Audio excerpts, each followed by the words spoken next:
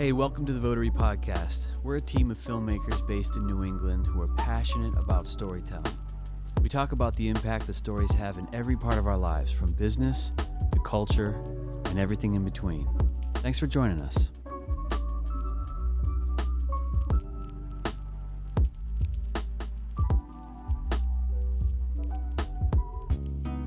Should I get a beer too so I don't look like a little baby?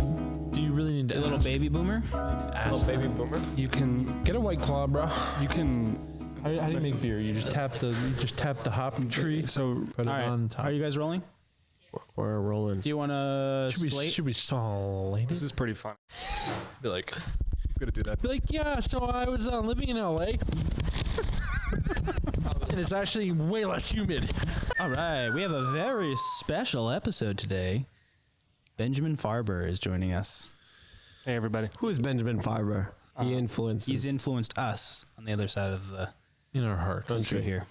I got to tell you, walking up and jabbing my hip into this table was a pastime of mine in 2017 through 18. Oh, I thought you meant just now. You No, jogged this was an absolute classic for me. Also, I'd keep a large black iced coffee from Dunkin' like right on the corner of this thing. That's- Or So honeydew. It was usually honeydew. Yeah, and it would just like condensate.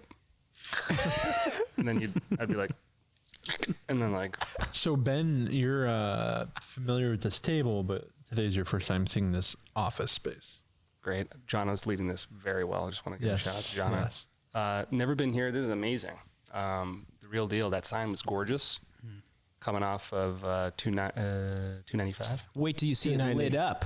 Yeah. Is it 290? 295. I passed by the Starbucks that Jed Burdick interviewed me in, alongside a closed down 99. Devastating. Oh, Where am I going to get my wings and Caesar salad now? They had it coming. But yeah, the nostalgia came pouring in. Worcester. Haven't been here in 3 years. Shoot. All right. Well, when was the last time you were here?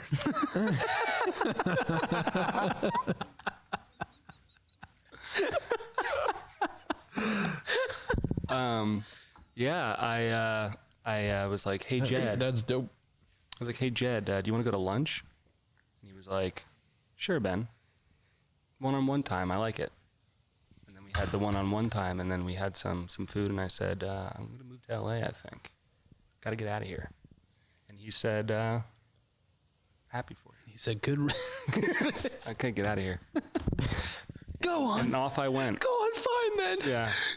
Days later, That was me. I was like old Yeller. I was like, whatever. fine. Go to LA. Wow.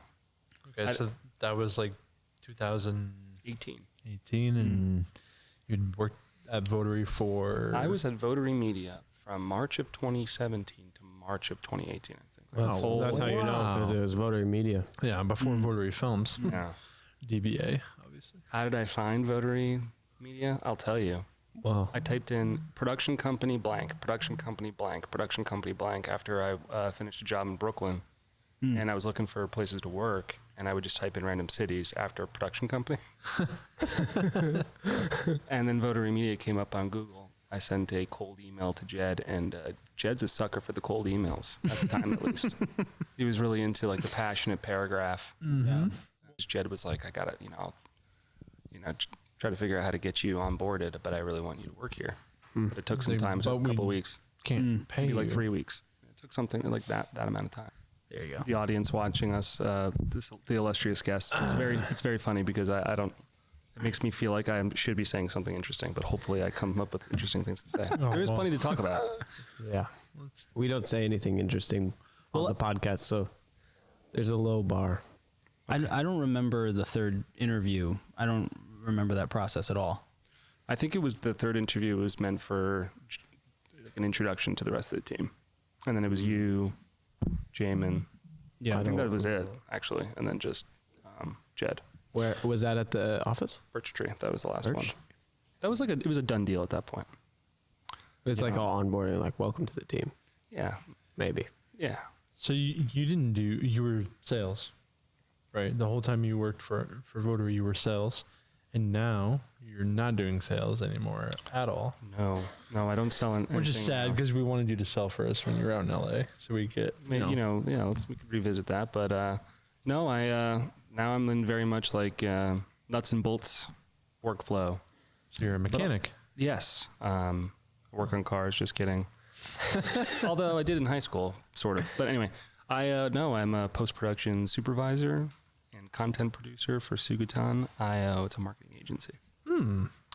Shout out. What did you learn during all the selling process early in Votary early days when we didn't really have a process as much? And what did you learn? I learned about the empathy machine in the workplace and how important it is. Whoa, I don't even that's know a what that little is. deep. An empathy machine. Yeah, like I think that's a big part of Just Votary. pumping out empathy. I think that, I mean, that's a big part of I think Manufacture it. Jed's mantra, and also, I don't know, the way that people conduct themselves, at least around when I was working here, felt that way. Very genuine connections, genuine conversations, which I think motivated the tagline for Votary Media, the why, like it's not like try to capture people in the moment, act like authentic testimonials and stuff like that. Yeah. Well, do you mean like like internal like workplace culture, or do you mean like our work, like what we put out? I mostly work. Well, I think the way that you communicate with clients. Yeah. Internally, we don't really have empathy for each other. It's very vacant and pretty brutal. It's kind of a like lot of animosity, actually. Yeah, if you survive here, then everyone's made fun of on Slack. Yeah. Oh, no doubt. But like outwardly, like we honor and we support. Welcome to the team, like on like that public Slack channel, but offline, it's like pretty brutal. Just kidding. No, but yeah, we do that, but it's ironic. Yeah. To be inauthentic, ironically. Yeah. I think It's that hilarious. But definitely empathy is Ironic. in marketing, I think is like one of the big, what they tell you is like, because not everybody has empathy. What were you gonna say? It's one of the big what? Like, I think it's like, well, my boss at least utilizes tools. Like she has this, it's like a PSI, like a personality test, where she like gauges people's personality traits and thinks like she like tries to allocate where their strengths and weaknesses are based on that test, and like who they should be communicating with. But like empathy is something that comes up in certain people, but it doesn't come up in others. Interestingly enough, but I feel it with Votary. Yeah, it's what I separates. feel it with myself. So you felt like you learned about the importance of having empathy in like the marketing video sphere, or you just learned about that in general? Like, what do you mean? Yeah, and I think that like having empathy, I think that that's super critical in the process of like keeping or like harnessing a relationship with people that you're collaborating It's really with. important. Film and art to have in order to not become a psychopath. That's very true. That's very true. When you stop feeling emotions, then it's like you're time to check in. Well, when you start mirroring, When you start like mimicking empathy, that's when it's really bad. Because they say a lot of larger corporations actually take on the persona of potentially what would be labeled as a psychopath in a human. Because if you were to look at what a typical like corporate entity with, I can't remember what the qualifiers were, but maybe 1,000 employees or whatever, a lot of them actually registered as what you would say a psychopath is in a human being, because there's no empathy. It's all about the numbers. It's all about just putting out the face value. And it's very interesting how we tend to work with a lot of companies that are not that way. We actually gravitate away from the companies that just want, like, hey, the cut and dry, this is what we want. We're wanting to dig into the empathy and dig into the meaningful work. And we're saying, well, what stories are there that we can tell? And it's just very interesting to think about how like businesses are made up of people and people are made up of either, like many things, but empathy is definitely a huge factor. Yeah, you're saying basically if you just distilled like a corporation down to like a personality or like a character, or like you pretended it was a character. Yeah, I wish I had the reference for like the exact. I'm pretty sure it was like a study that was done. But That's interesting. Yeah, I feel like you could see that even more now because it's like, let's say what we think we should say. It can be robotic, right? I mean, you see like we gotta say this so that we appear this way, and it's like that mimicking. You were just saying like people who don't have empathy, they just like, oh, what do people want me to do? I'm going to do that so I don't get found out.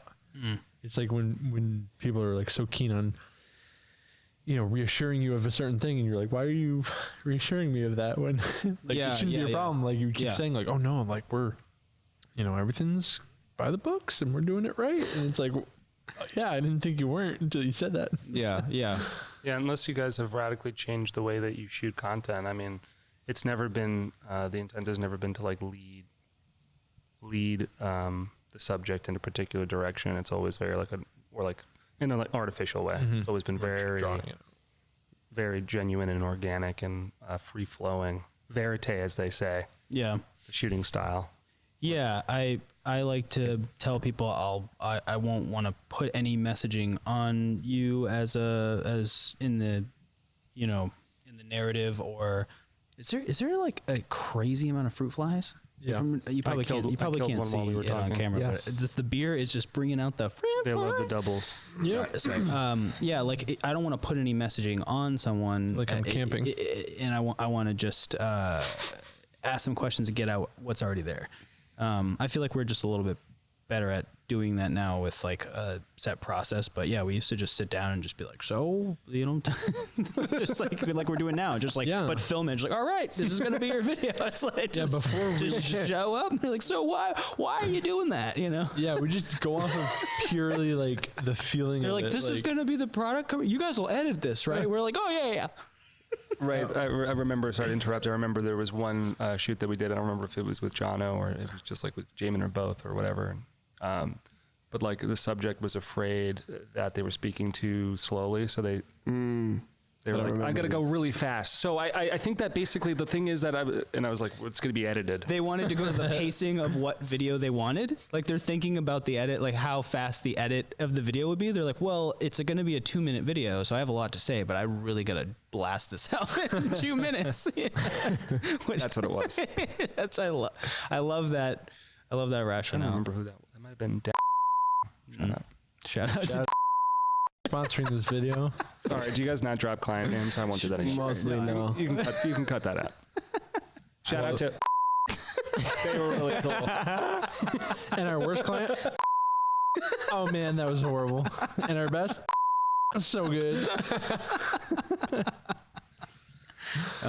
What were you coming away from that you found Votary and were like, yeah, I'll work here? Like I know a little bit of your background, but I want to. Were you wandering aimlessly and wandering in the looking desert? for a home, a nomad? Yeah, I came from a production company that I was like a interns, almost / like director's assistant called Public Record in Brooklyn, and oh yeah, I remember that. And what I found, and it's, you know, shout out to the website, how it was designed at the time, which now it's even better, but at the time, when you really just show the people in like, you know, the about page and like you got that black and white arms crossed smiley pics, that does a lot. They look, because it feels like coming from film school or almost coming from a certain space, it feels like a collective of makers and artists. And that was super you're talking about the Votary website?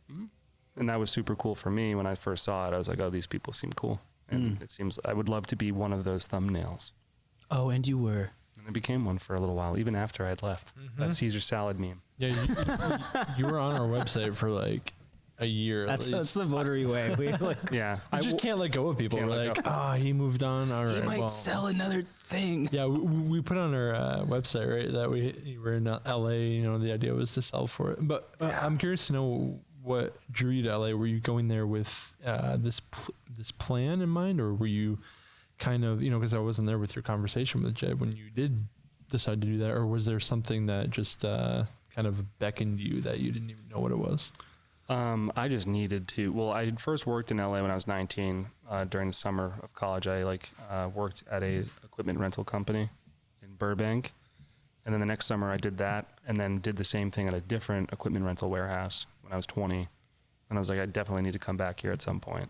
I always really wanted to come back. And I think there were just different life circumstances that made me slow down that plan post-graduation, which I'm glad I did, because there were very foundational experiences like being at Votary and being some other spaces. But yeah, always wanted to go back. Tons of, you know, connections out there and friends from college. And I had sort of like a feeler, something kind of lined up. And just coffee, really. And that was enough to make a risky move and drive across the country. With Coffee brought you out there? Yeah, those coffee beans really brought me there.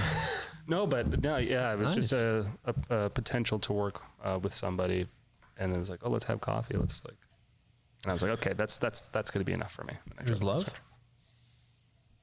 Love? Yeah, love. Love brought you out there? No Fell in love? No, there was no love at that time that brought me out there. Nope, straight just wanting to change it up, because I had been in Massachusetts for 5 years, and I was like, time to Wow, go. that's a little while. College. That's longer than I remember. Why did you initially go to film school? Oh. Like, Wow. what drew you to even want to study film? Oh man, I don't know. I just I've always loved movies. It seems to be the only thing I was really, really, really passionate about for a while, and definitely from just a young age, I knew I wanted to do it in some capacity, and I'm doing it, which is great. I studied it. Do you remember when that was there something monumental that made you feel like, oh, I'm going to do it, or was it very gradual? No, but my grandmother has a pretty good story that I could bring up, where I watched. I was in the movie theater, and I think it was Pocahontas was playing, and I was like a toddler, and I threw my entire tray, soda, popcorn, and candy. Oh, so you were doing that when you were a kid too, huh? Yeah, and He still does this move where he's throwing things. Just launched them. So why did you launch them? Why were you launching the stuff while watching Pocahontas? Just out of Well, excitement? my grandmother says it's like, oh, I got so excited when the screen came on. Isn't that That's cool? amazing. Isn't that a nice story? That's a nice story. It's funny how sometimes the things people say about us affirm it in a way that Your maybe own not- self mythology. Yeah, it might not even have Wow. happened if they had. You know what I'm saying? Like, Yeah. like when adults, like my dad would do this a lot. He would say things repeatedly, like affirming a certain thing because he saw it, and it made me believe it. The more he was like, oh, he's so good at this or that, and it's like, oh, really? Like it gave me confidence. Yeah. into That happened to believing me too. that. Yeah. It's like your memory is not your memory, it's your memory of your memory. Oh Yeah. my goodness. Yeah. I remember that quote. Maybe we should make that.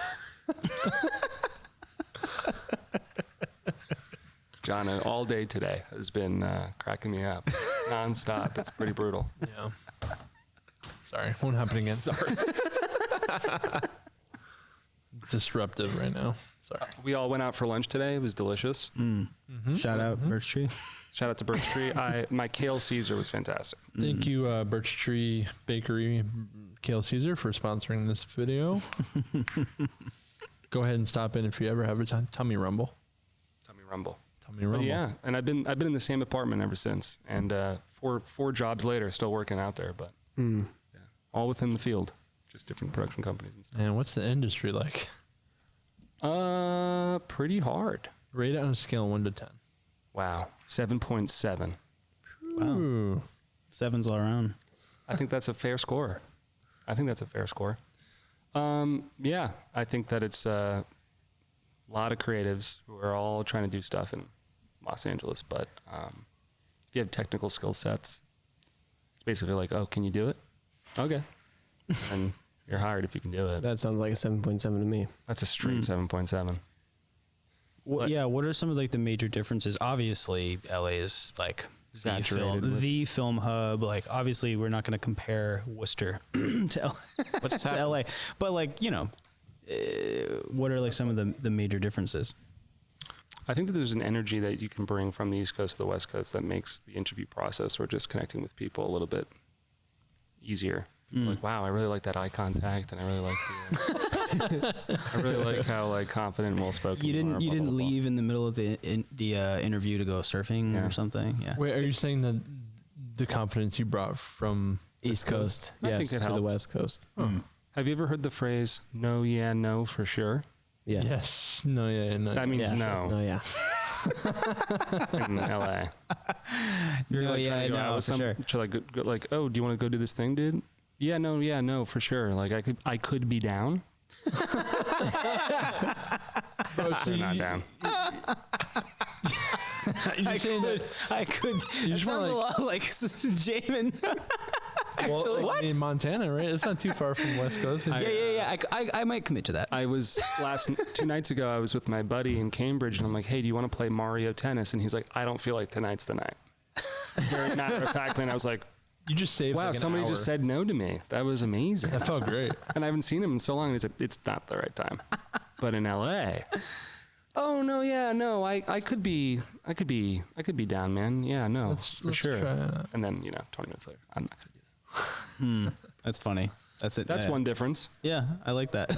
I may have accidentally brought some West Coast Some West Coast vibes energy over here.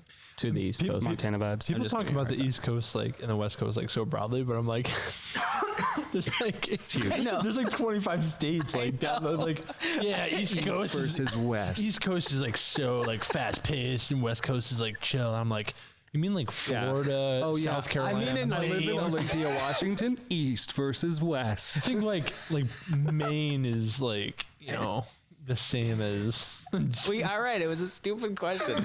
I was just curious in your very small pockets of experiences on both sides. That was what I was looking for. Like there's some interesting, because the first time I went to San Diego, I was enthralled by the fact that nobody asked me how I make money.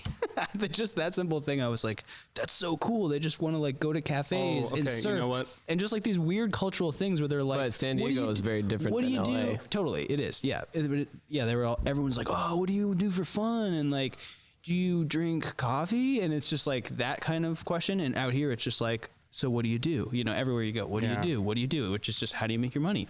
And I just found it refreshing. And then I realized, San Diego is just that. I've always found in a gathering, in a party situation or just a lunch or group of people, always saying what I do is weird. Really? Yeah, because everyone's a producer. Oh, okay. Out there. Yeah. So everyone's everyone does it. Yeah, So I'm a it's CEO of Interflex. Yeah, to it's almost like a moot point to bring up your job. It's opposite out here. You're It's like a moot point. Yeah, It's just pointless to It's to talk about. Okay. So out here, if I say I'm a filmmaker, I feel like people are gonna be like, well, is that a real job? You know what I mean? It's totally it's different. like an interesting opposite. Yeah. Yeah. But it's everybody's a filmmaker in LA. So it's You're like, oh, you're a filmmaker. yeah. Do you think it's a filmmaker bubble? Do you think it's gonna burst? Do you think it already has? I think theoretically it already did burst. I think that's COVID burst the bubble, and I think it was bursted in 2014 when it became too expensive to shoot in LA for really large scale productions, and then everyone went to those big features are shot in Atlanta and in the cameras coming New out Orleans and places like that. The gear, Vancouver. Right. Yeah. I meant to say Vancouver. The gear coming out that's so cheap, anyone can make it. It's I don't know. There's a little bit of a prestige to being in the industry or in If LA. only the people that had the gear had the ambition to do it. Yeah, I wish. Oh. Yeah. Could be ambitious. But yeah, no, I just think people who have, their dream is set on, at least in my perspective, a lot of people, they're going to go to LA and that's where they're going to start their career. And it's well, you don't even have to. You could just do what you do from anywhere and make something meaningful. It's not the same as it was even 5 years ago, where it's you can make a living you can independently. It's you can start your own company and Uber and Grubhub on the side. It's Totally. People can make it work no matter what. Yeah, and there's film is everywhere. Well, yeah, things are definitely different now than they were 6 months ago in LA. Things are open now, right? Yeah, there was some COVID production happening, but now it's everything's really ramping up. So Ben, tell me why all my favorite TV shows, the next season's not out. I'm just waiting.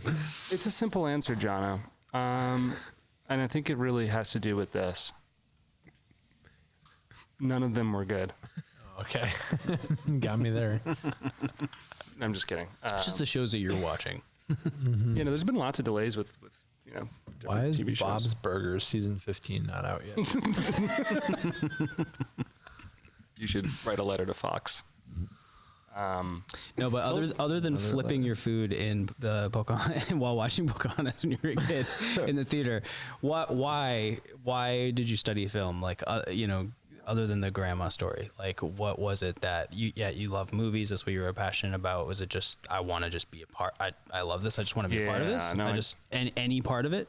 Yeah, or is yeah, there no. something specifically? Yeah, no, for sure. Yeah, no, for sure. No, yeah, no. Yeah, but why? No, yeah, no. I think that no, yeah. I think that just participating, like, yeah, being creative in that way and like representing real life on screen was like really interesting to me. I don't know. I've always been interested in it. And like finding similarities with what you're seeing with your own personal life. I don't know. That's when you're like 8 or 9 watching Godzilla 1998. Shout out. Oh, yeah. Love that movie. Shout out. So good. Made my family watch that 12 times. Godzilla 1998. I remember Horrible being movie. 6 and just watching Godzilla. It's not good.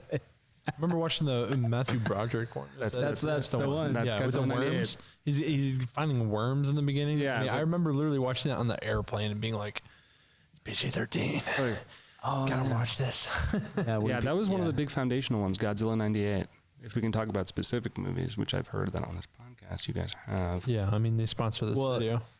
Yeah, that was going to be my next question, but I was curious if it was just any role, if you knew when you were going into college, like, I really want to write and direct, I really want to just be a part of filmmaking in general, I just want to see how this is. In high school, I directed made. a bunch of like, films in like media class, and I wanted to be a director, but I think that, the whole process is not that, one-to-one. I've ended up directing per se some stuff with Votary. Ended up doing the same thing on the West, but it's more of a collaborative process, obviously, what you learn. Per se. Yeah. But, Yeah, per se. Yeah. like Raymond's Movers. I found that's a Jono special right there. Jamin too. I feel like everyone has Yeah, one. Jamin had a hand in that. I forgot. Yeah. Collab. Big collab. Shout out to Raymond's Movers. You guys can cut that out. Of course. It is a good piece. No, we'll show like a little visual of Raymond's movies right now. Oh, that's nice. Look at those shots. Okay. Movers was a good company. I hope this has been fascinating for everyone thus far. 20-minute check-in. How's the podcast going? For sure. Yeah. It's Which I've started doing. yeah, no, I noticed. No. That's great. Yeah. I've always wanted to be in film in some capacity. And then when I went to college, I got really arty about it and then kind of snobby. Yeah. And I think everyone felt a little peppering of that For me, when I was at Votary. Well, you made me. I was like, Hate do everything. you like movie? And then you you'd were be like, like, no. well, that's not a movie. That's a I hate film. that. Here is a 13-page essay on why I didn't like it. My dissertation is No, you made Jamin's me. like, you want to go see the new Nolan? I'm like, no, but have you seen this 3-hour and 45-minute experimental film? It's like, why go like, to the theater? Maybe I should watch that one. No, you made probably me will want to also- start like a YouTube channel with Votary. Like I had already kind of in the back of my head wanted to, but I remember, you and I would get into these long conversations about movies, and I was like, oh, we should just be. Everyone else should be was just filming this, sitting in the corner and just like, what are they talking about? No, everybody would join in, but like I just sure. feel like I don't know. I've always had like a strong opinion about movies in general, and like I always loved getting into long debates with you, and yeah. And yeah. All right, and I still harbor a lot of those I hate everything sentiments, of course, but Yeah. yeah, you guys are both like super cynical, So like critics. what they movies both have like a lot of hatred. of Yeah. all like you're like picking apart everything. what and movies all the time? do you and hate the I most? actually don't think that's true at all. I'm over exaggerating. They are both over-exaggerating. have high standards for movies, Ev- which is amazing. Yeah, Everything they have high Jono says standards. is a lie. No, it's just an exaggeration. I know, I'm just kidding. What do you what never movies lie. do you hate right now? Well, here's one more thing I really want to quickly say. Some of the most talented and technically savvy and like brilliant people that I know in the industry are like wearing like Captain America t-shirts and like stuff they bought at like Walmart, like branded like Avengers tees and like very like pop Why? culture-y. Interesting. But just that's their taste. But they happen to be some of the most like brilliant makers that I know, and like they make amazing like beautiful content. So it's like really, I mean, taste is I don't know what the one-to-one is. Well, I think film technique is probably gotten, I don't want to say gotten better, but clearly the craft of making movies and how complicated it can get and how many people are involved, that has definitely grown over time. And there are a lot of people who are like masterminds at that, right? Mm-hmm. And then you have all the Avengers movies and like the Marvel movies, and it's like technically if you're looking at it from the perspective of like collaboration and like these hundreds of people and like, you know, the lighting and the way like how the CGI blends with real shots and just like the amount of responsibility and crew and all that stuff, it's like, whoa, you know, it's an industry.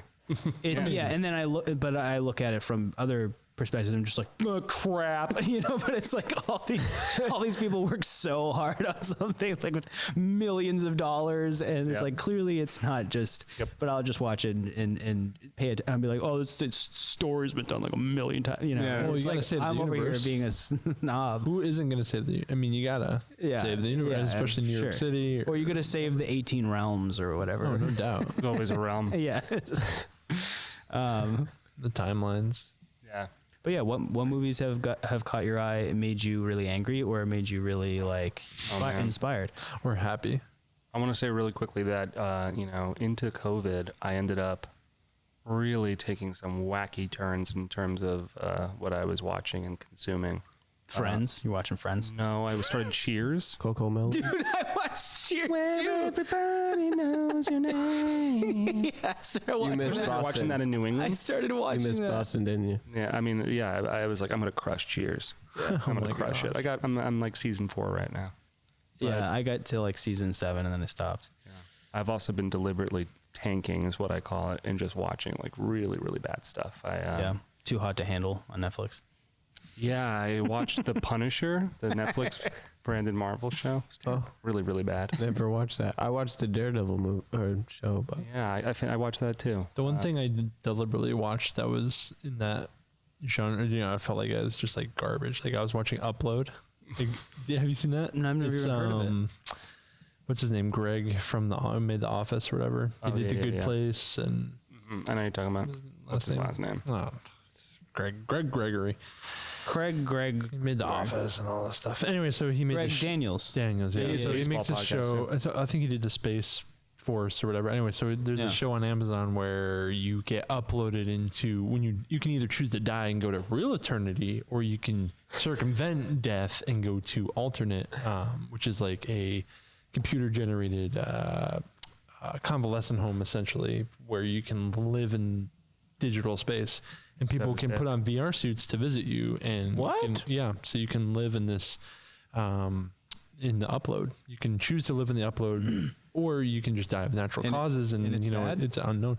I mean, it's one of those ones. It's like it's cheesy enough that it was making me laugh because I was making fun of it. But then me and Linnell were like, "Oh, this is kind of, you know, it's got a little bit of charm to it here and there," and we just kept watching it. And it was one season. I felt that way about The Good Place. Yeah, where I was just very like, similar. and then I was like, oh, actually, Yeah, like the first. I think when it was the first episode was just like the cars on the highway. Like, it was like CGI. It was so bad that we were like, "What the heck?" And then I think they upped it up and improved it for episode 2, 3, 4. The Upload. Yeah, Wow, they upped the upped upload quality. So Yeah. Yeah, and I'm right there with you. to that. Yeah, and you know, I have friends who are big anime heads. We all know that guy. Big anime person. So I tried. Yeah. Mm-hmm. You A couple tried. of You tried to get into I anime. tried some. What'd you really, try? Well, I got through some of the more reputable, not old school, Cowboy but, Bebop. crushed that. Avatar, It's a great one. Last Yeah, it was very Airbender. good. Did know not do if that that. counts. I've heard that's good. What other ones? I did. Pokemon? Full Metal Alchemist Brotherhood. That was very, very good. Haven't watched only it. watched a couple episodes from that. Yeah, I haven't finished. I Gracie forget the likes name of it.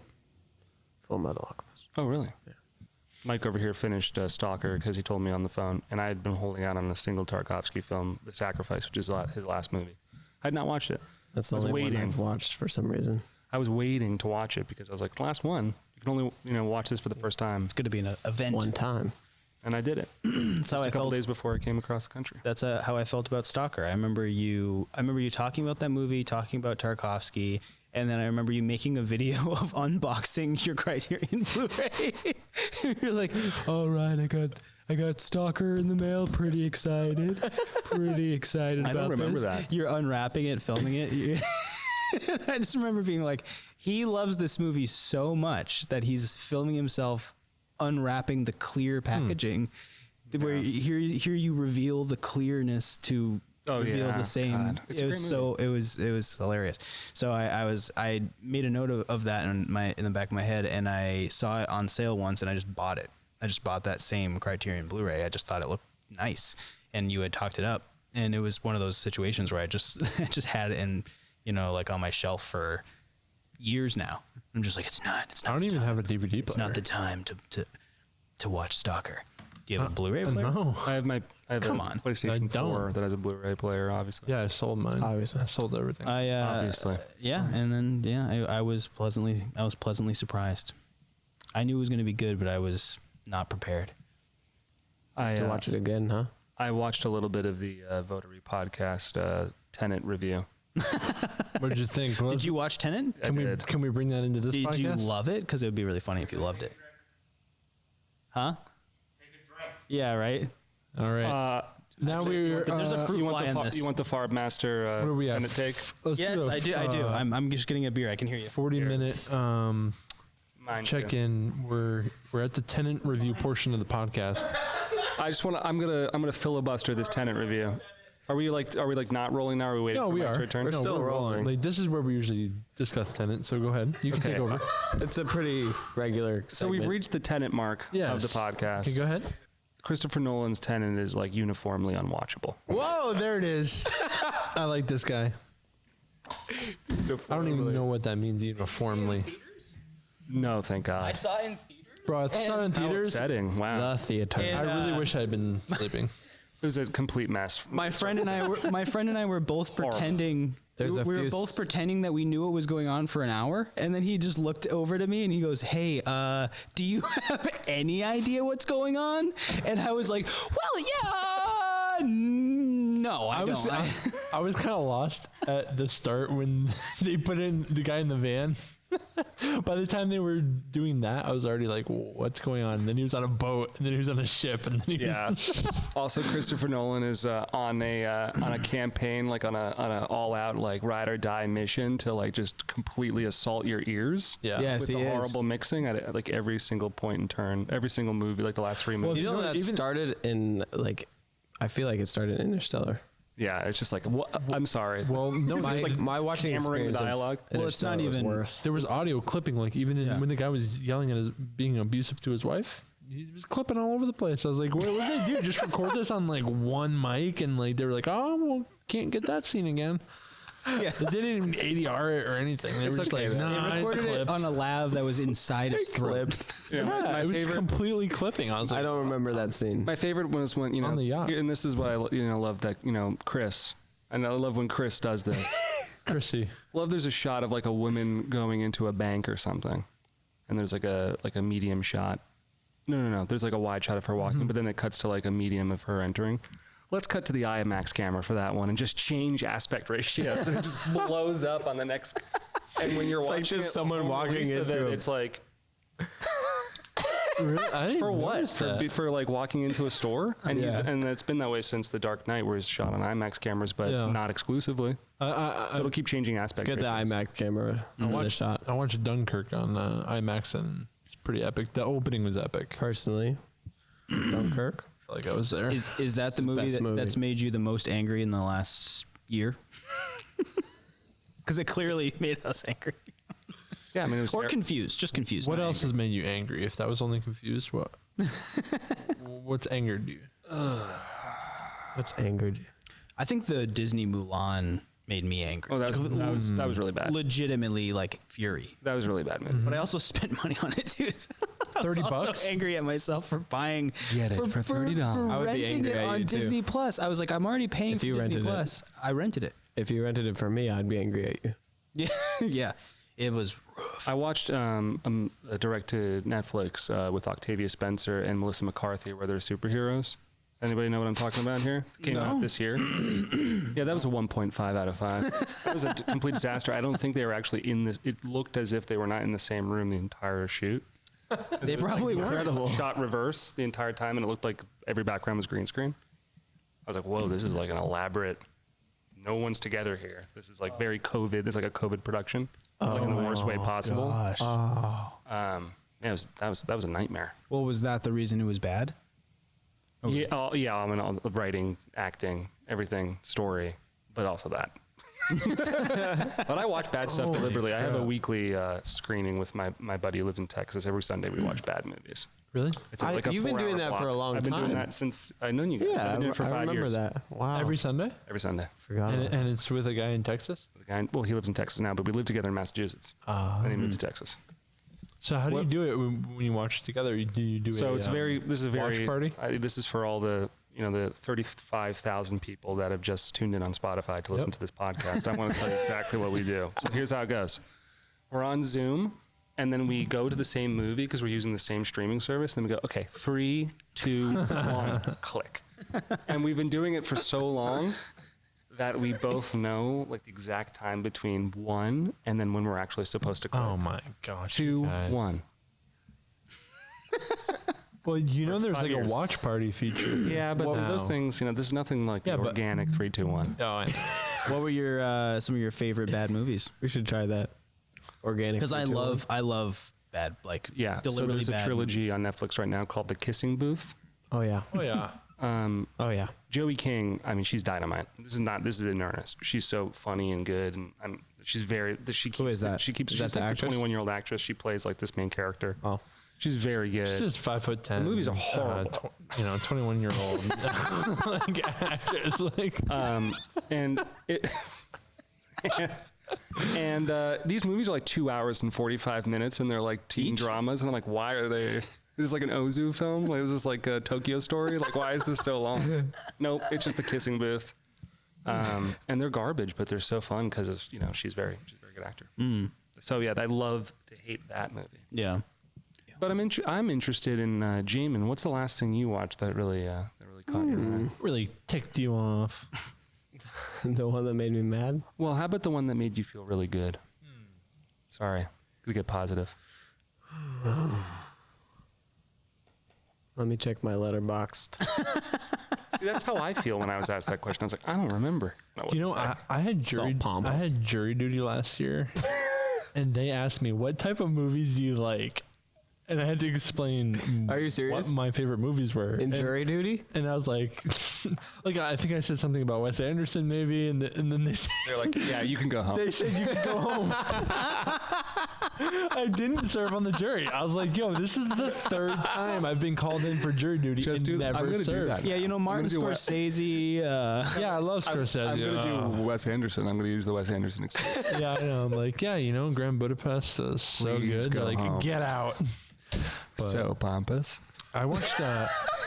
But then if you said like Tom Ford or like, Are you still thinking, or you want me to? No, I've got one. Oh, you got one. I Go actually got a couple. for it. Oh, let me do. I've watched very few movies this year, which is So makes me a true. little sad. Same. Well, that are good. But I've also been watching a lot of shows. But I did a Citizen Kane and then Mank back to back. That's very fun. what's Mank? Mank is the new Fincher, where it's talking about it's the Orson Welles Right. It's like this writer of Gary Oldman, Is it good? Gary Oldman. Yeah. and he plays the writer. I thought you said very old man. I thought you were trying to say very old man. Very old man. Wow. Yeah. It was He very plays old the writer who wrote Citizen Kane. Right. And yeah, really interesting. Like, Wait, was that the first time I've you seen had some. watched Citizen Kane? yeah. Unfortunately. David Fincher is somebody who I would definitely love to just everyone's in a room talking about how good it is, and I'm Yes. like, yeah, that was not good. And here's Yeah, why. But Fincher. not with Mank. I couldn't help but enjoy that movie. I thought it was Wait. very well made, and the sound mixing was You're going in a very different direction. You didn't like it? It was deliberate. Like the sound design was deliberately almost in a very analog-y in an old Yeah, style. they 40s did the- way. That's cool. I watched a YouTube video where it's like, here is how it sounded when we recorded it and here's our post-processing. And I couldn't hear a difference. The qualifier of this being that all my friends hated Mank and like were like, yeah, I didn't think that was good, but I couldn't help Was but it good? like it for some It was reason. okay.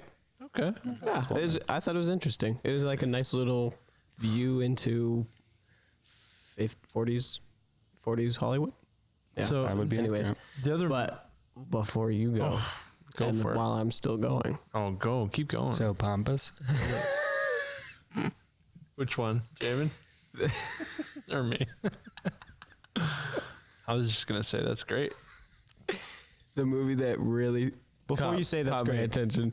This is another one that I'm late to the party on, but Uncut Gems. Yeah, it's a great movie. Oh, I didn't I've finish seen it. that 3 times. I watched it for the first time. I thought I was watching it on my phone, and I was like, I'm gonna watch 20 minutes before I go to bed. Yeah. And then I couldn't put it down. I love and the Safdie brothers. I have to watch. I had to watch the whole 2 hours. You basically don't exhale It was amazing. for 2 hours. I thought it was much better than Good Time, personally. Yeah, Yeah, me too. I like Good Time, the feel of it, but the actual feeling it gave me, I was like, nah, Well, that was all right.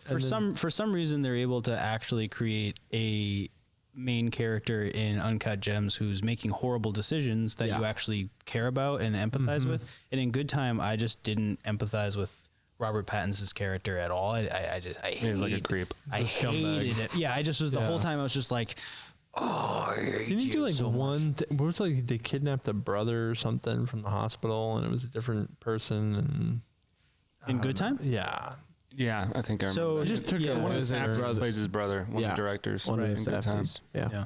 But it was like a it's different Josh. person. It was a little pompous of him. But Maybe it's just that it's Adam Sandler in Uncut Gems that you just automatically like, oh. No, I need to finish it. I started it and we just got interrupted. I never- Dude, there's also like when you know that a movie has research behind it, because these 10 years of these Safdies like actually more than that. they wrote it for him. They kind of grew up in that environment. Like researched their the dad. Diamond District in Wow. in New York and lived it and were able to also put Sandler amidst. He's like walking around and everybody around him are like real people, like the FedEx guy who has some sign for the That's gym. hilarious. That's the central. It was just a FedEx guy from that area. Wow. That's has to be in the movie. incredible. Yeah, but didn't they have him in mind since they were teenagers? For, They like, had since him in mind. 2008, they wanted Adam Sandler to be in it. And they Did you see passed. the Vimeo short film they did with him where it was like gold Yes. versus silver or whatever? They were I've like seen just that. statues. Wait, what is that? It's like a short film that I think it was Benny Safdie did. That it's just like a little 3-minute experimental. I think it might be longer than that. Where he's like, It's probably while they were shooting. Wait, with Adam Sandler? Yeah, Wow, that's you should just look it up. it's just on Vimeo. I'll They just did look a it up short film. after this. Maybe. No, it had like gorgeous visuals though. Like and I love when they kept like zooming into almost like this space-like interior of like the rock and everything. It's so cool. Oh, spoiler. Oh, They do that in the first shot. And that comes out of Adam Sandler's butt, Oh, Yeah. dude, come on. which is right. No, I knew that. I knew that one was spoilers. the trailer. That's at the end. But I knew that from the trailer. So Dicks did have a fish butt.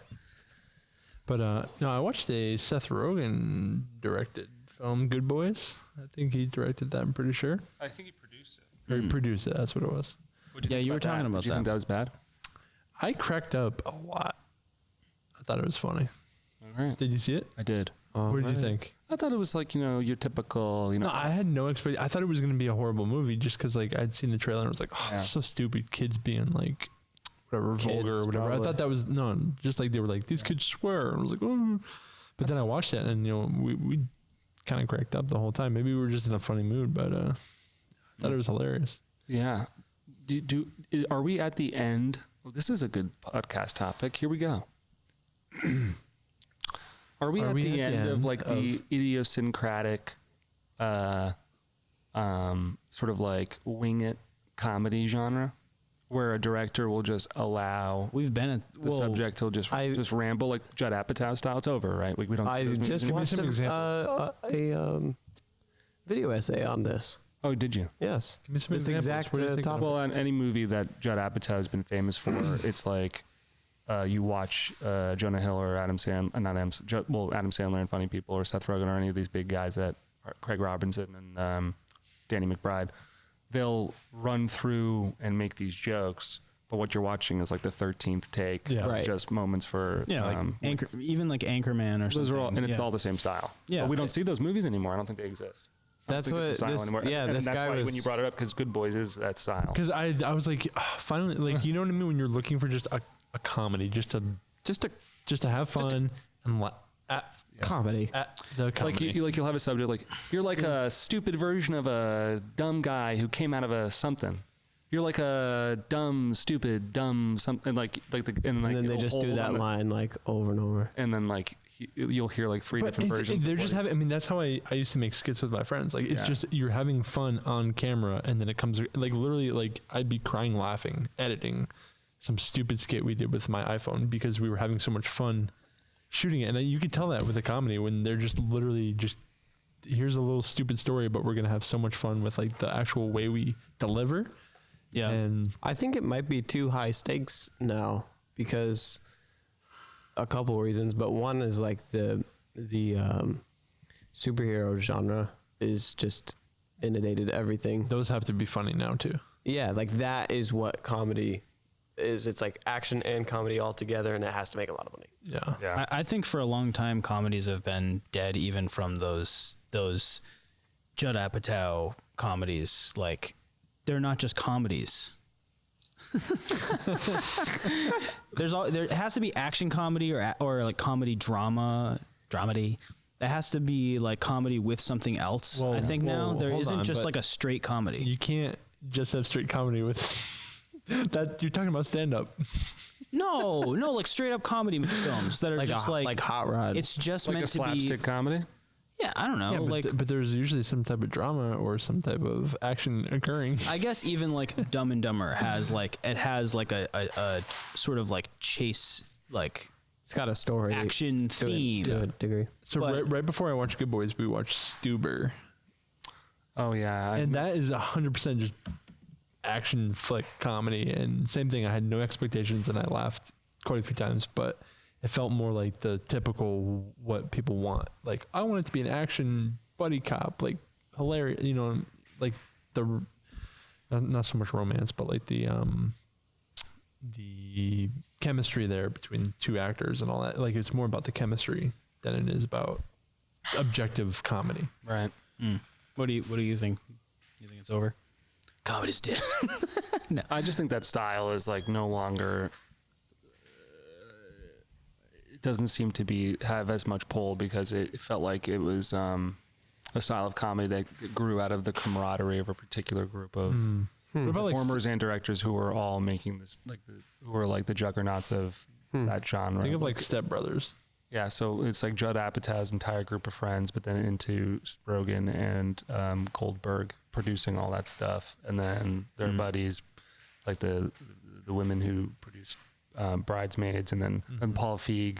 Well, I was going to say Paul Feig, right? Paul Feig? Paul Feig did the new Ghostbusters, and I think he was trying. I didn't watch it. I saw I was fascinated by it, and I just saw a bunch of behind the scenes stuff. And I think he tried to do that with that movie, and it just fell on its face. And running concurrently with that is Happy Madison, which is sort of not the idiosyncratic style, which is like, let's go on vacation with my buddies and shoot, some Daddy Daycare. Yeah, or something like that. But it's all just very scripted. Yeah. But those comedies are still around because, Hubie Halloween. Yep. Isn't there a Hubie too? I hope there's a Hubie too. Do you think it's because executives want to know exactly what they're getting? Less risk? Yeah, less risk. Like, they don't want to... There's not as much room for just experiment and... That's a good question. Probably. I think certain movies started to flop even though they had tons of stars in them, and once that becomes something that is not reliable, you're like, oh crap, we can have all these A-listers in there and it can still lose money.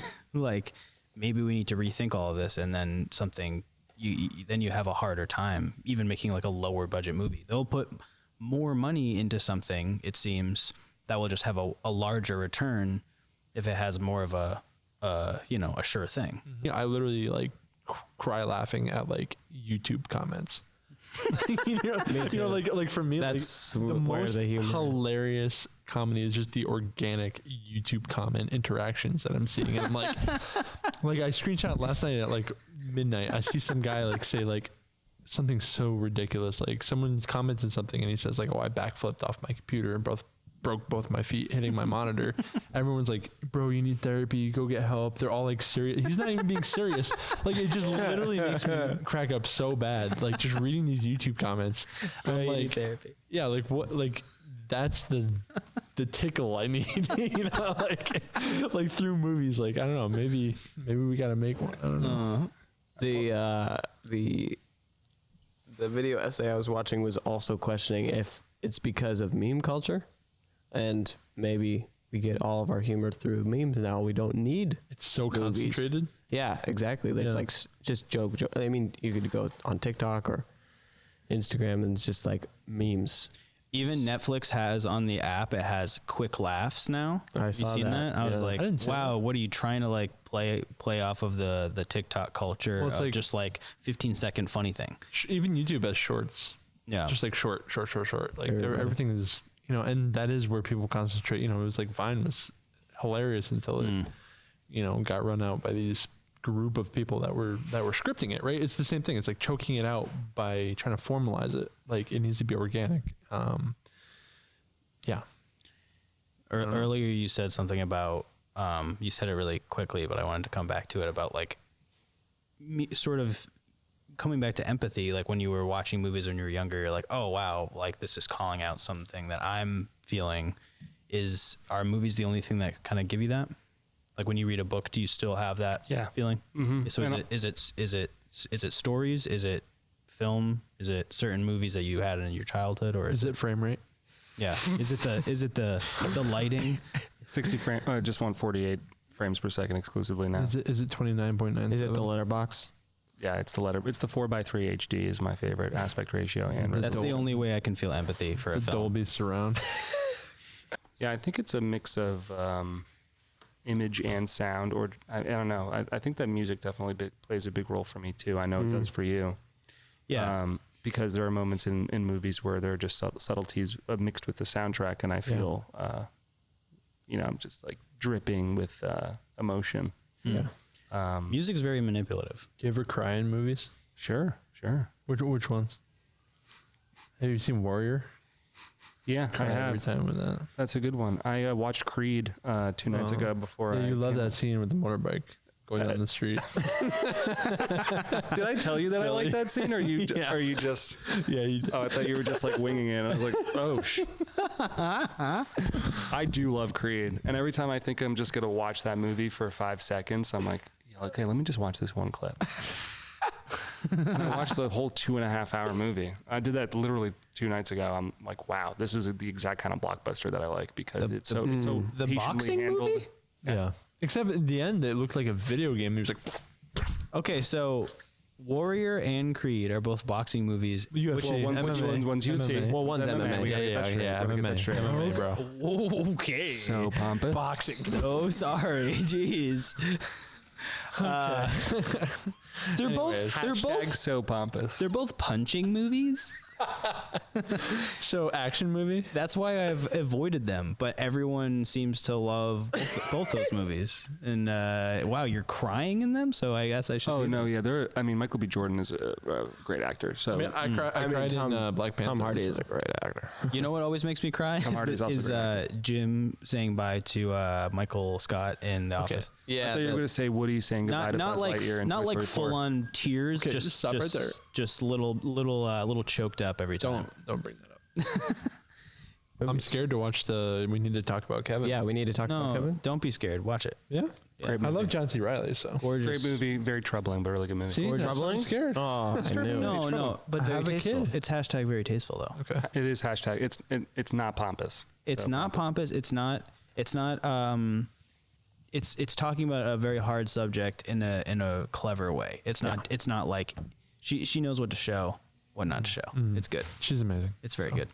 That movie made me emotional actually. Yeah, thinking because I was trying to think what movies have made me like not just tear up but like really like affected. Like that was one for sure. I don't know if this again going back to the time in your life that you're watching something is so important, right? Like if you're going through something when you watch it. Like I remember watching A Star Is Born. I just rewatched the first 35 minutes of that movie last week. I've only seen it one time in theaters. The original or the new one? Specifically, the newest one. Of the 4, whatever that they made. Specifically, the first 35 minutes. Could I name any movie and you would just say I watched it last week? Name the movie. The Star is Born. I watched that last week, the first 35 minutes. Creed. I don't know what that Who made that? No, but yeah, I mean, I feel like I remember Creed 2. literally like I didn't like Creed 2. feeling choked up. Creed 3's coming out. Not going to be good.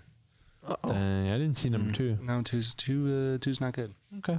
But, I mean, good training montages and boxing sequences. Is that the one with the girlfriend? Or do they both have?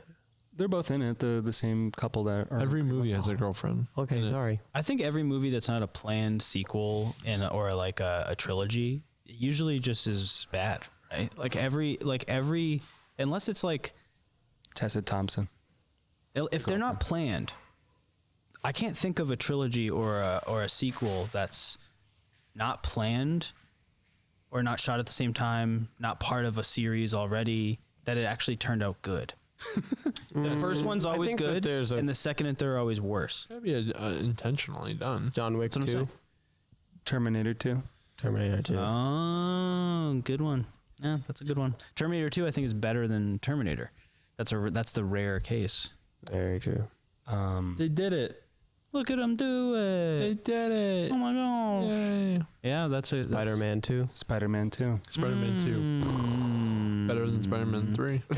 That's what I mean. Spider-Man 3 is horrible. But when you watch but go back, Mike Palumbo, go back to Spider-Man 3 now. Oh, you like it now? After this whole Marvel onslaught, go back to Spider-Man 3. It is so fun. It's gonna be drinking Poland Spring out of the freezer. It's better than most of the Marvel movies. Sure. Schmarvel. Smarvel. It's better than most of the Schmarvel movies. Didn't we have like evil Spider-Man comes in? There's like 43 villains in that movie. It's a mess, but there's so many crazy moments where just Sam Raimi's like, whatever. Dude. And it's like, that's the best part. It's just It whatever. is Votary Podcast 22, a Spider-Man 3 review. I got to tell you, it's really hard to make a commercial for like a plumbing company or something and then have like feel a connection and feel like the empathy machine moving. And you guys have always been able to do that. And I think it comes from just like the type of personalities that the guy over there who's working very hard at the moment, or he's in the bathroom. I don't know which one. One of the two, yeah. Could be doing both at Keeps once. him going. The guy who built this company with his bare hands. I can tell you there were some key moments of watching. My friend Matt was showing us the classic Simon Sinek "Start with Why" thing. That sparked something within us. Then I read a chapter in Jordan Peterson's book about how important meaning is, and that sparked a lot of conversation about talking about the meaning. And then we were all realizing like, oh, everything needs to be story driven and understanding someone's story, and then these are the sort of the elements of that, and that's really what makes connection, and sort of like these things that we already kind of knew. I think that were inside us were just being like addressed through the years. I think the difference from when you worked here to now is that we kept the drive alive.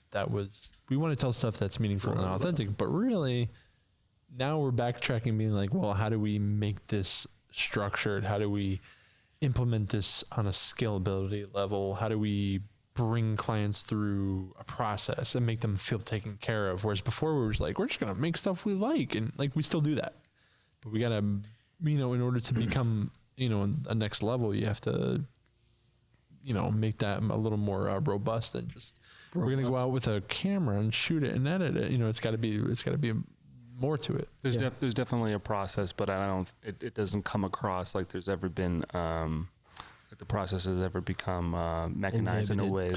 Yeah, you're removing your personality. Yeah, exactly. Just like all those movies we were just speaking about that may have had so much, squeezed out of them because the cash or the the cast or the cash or whatever it is was the objective. But I think it's when I came in, you get the nostalgia too. This is what I started with. You come off of, I used to live in Western Massachusetts, and I would commute to Votary every day, an hour each way. And I'd come in, and then I would go to Harlow Street next to the school bus cemetery where Votary used to be with the sprinkler factory. When you see it now, when I came in, when I turned right onto Union Street. Union? I was gonna say school, but it was that left before school and left Union right. And I saw that sign. I was like, wow. Dude, we just and I got felt that a sign sense up. of, I know. It's perfect time. And I felt a sense of like it was like very nice to see because it felt like, oh man, they've gotten big time here. Bigger sign, bigger building. And coming up here, the fifth floor with you got the logo on the elevator. That was my favorite part. It's quite pompous. Logo on the elevator It's a little means pompous. means some legit means you're hashtag legit. pompous. We wanted to have the sign, but then, for marketing purposes, but then, we're feeling Maybe like it's just a little elevator. pompous. You're not real until you have a sign on your elevator door or whatever. But when I opened it up and saw how big it was, because when I had seen this podcast, it looked as if it was in the corner of the sprinkler factory. Yeah. I mean, And I forgot you guys. I didn't know you guys moved. I thought that the same Jed vibe. had just taken more of the Right. same space as the office. I didn't even Absolutely. know. Nope. That's Not insane, until Mike bro. told me. Yeah. Did you see the sign video that just went up? Sorry. No, I have not. It's some drone footage.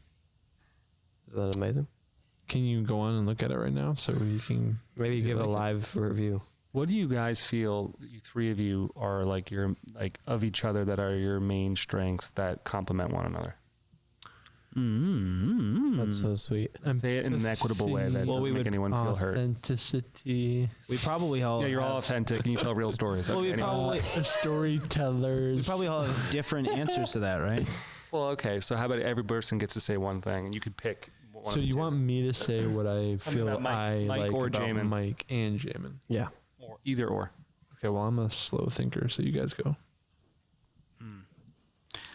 I think that each of us were probably able to get on the same place, like creatively, with one of our visions. I think when one of us wants to lead, either direct, or produce or shoot, or one of us has an idea, we can very quickly get on that same page and sort of just serve the end result.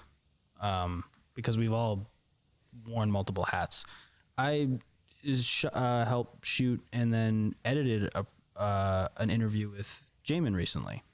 That was very different, and having to like sort of jump into a different role that I usually would do. And that was really cool, and we I were have to collaborating say, on that. that was very interesting to be interviewed by Mike. I actually felt like so put at ease. I was like, wow, this is what it feels like to be interviewed by Mike. It's just like so Chill. easy. I think that's what I think my strength is coming up with the environment and like story structure and interviewing process. And then I kind of like seeing what someone else does with that, but it was fun to edit that afterwards too, because I don't do enough of that.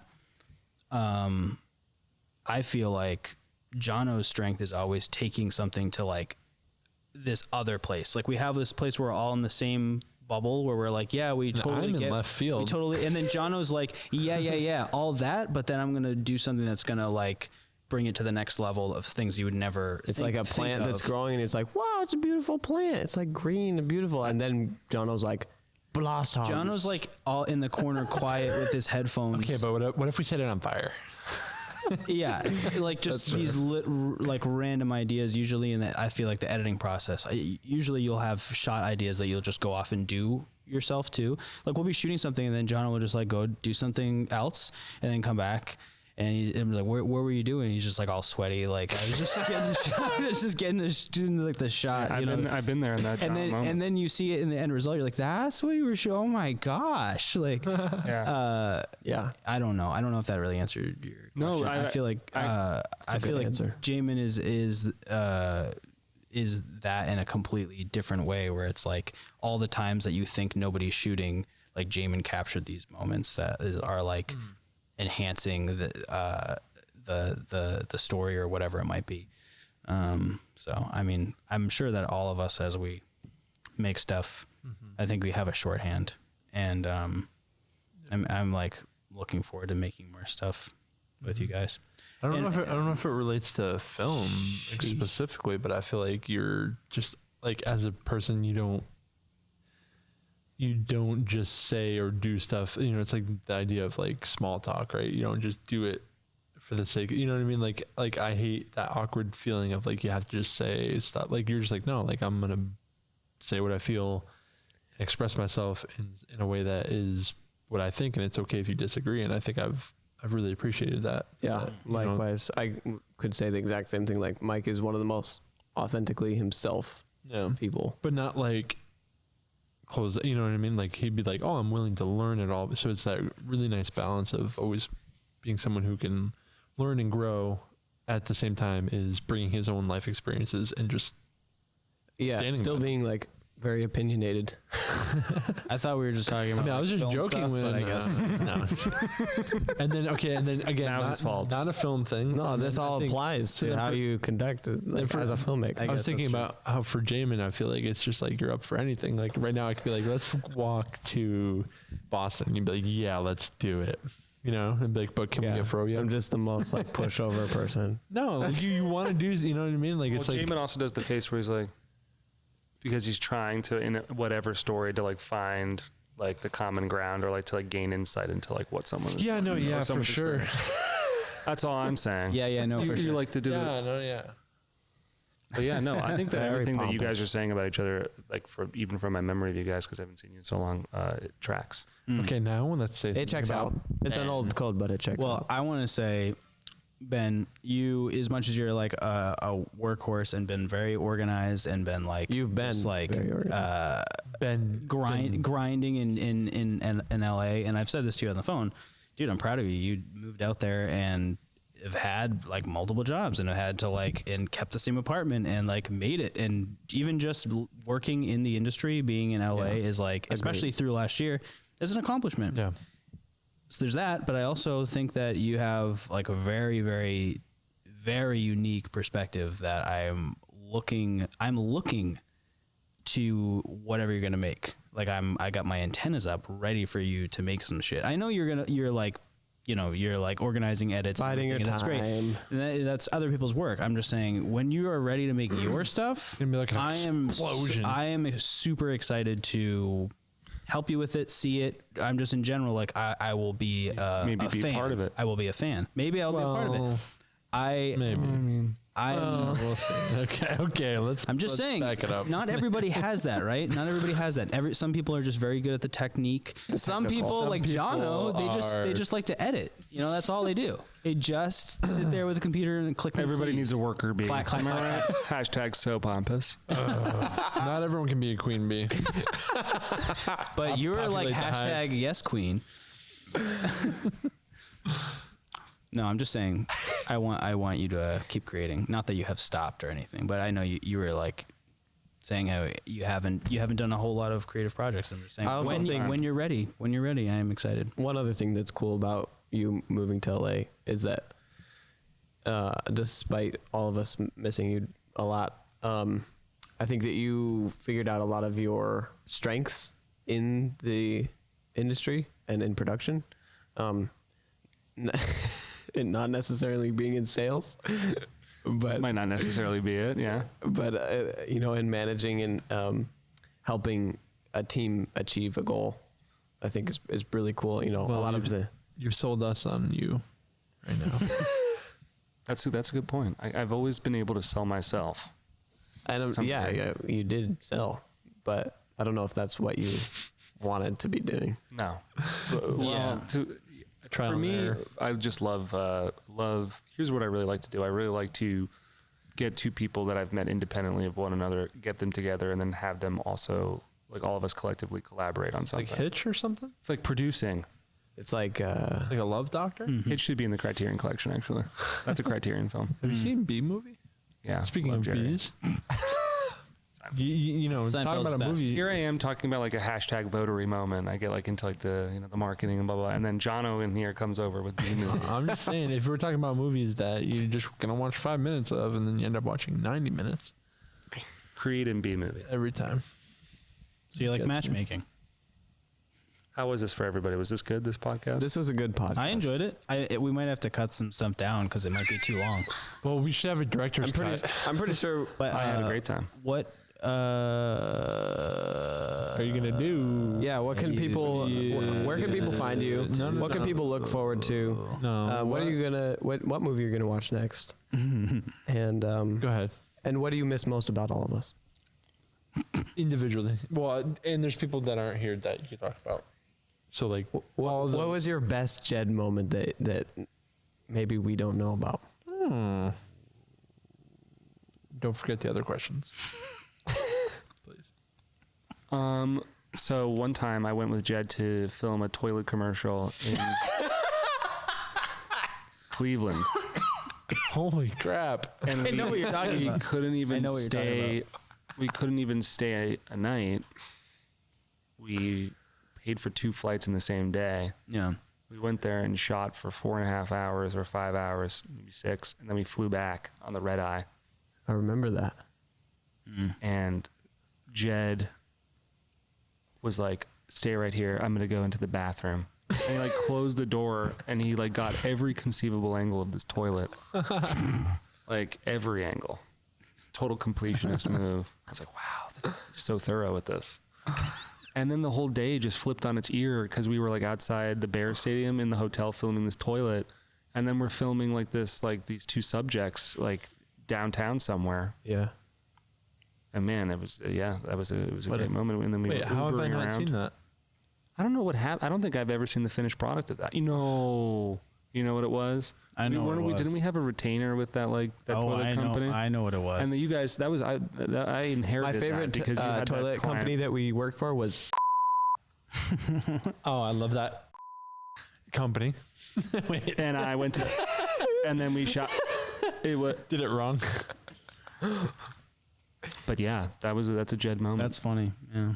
So, what was the other questions that we asked? So go ahead and let us know what we should be looking for you on and what you're going to be watching. What he misses about us.